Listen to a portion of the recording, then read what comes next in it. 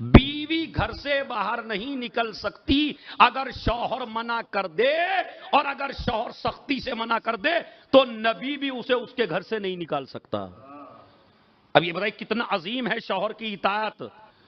یہ میری ماں بہنیں جو جاتی ہیں بازار میں ادھر ادھر تو یہ واقعہ اس لیے جاتی ہیں کہ ان کا شوہر راضی ہے، پرمیشن ہے انہیں، لیکن اگر کسی عورت کو پتہ چل جائے میرا شوہر ناراض ہے تو اگر چھپ کے بھی جا رہی ہے تو آسمان کے فرشتے لعنت کرتے ہیں، اس لیے کہ اس کا حق ہے۔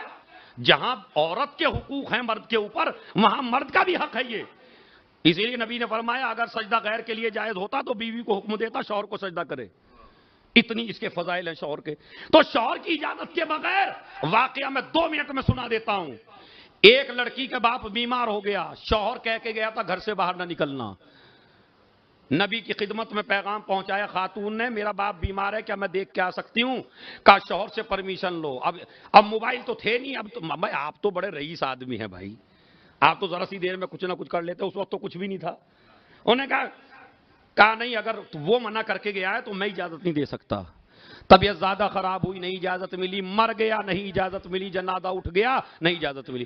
اچھا مجھے یہ بتائیے اگر یہ چلی بھی جاتی تو کیا موت روک لیتی؟ زور سے بولیے، موت تو نہیں روک سکتی، بیماری ختم ہو جاتی؟ نہیں۔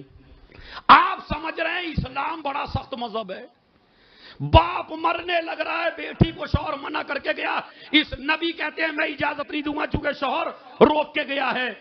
مگر اس کے پیچھے کا آپ نے فائدہ دیکھا؟ یہ باپ بڑا گناہگار تھا،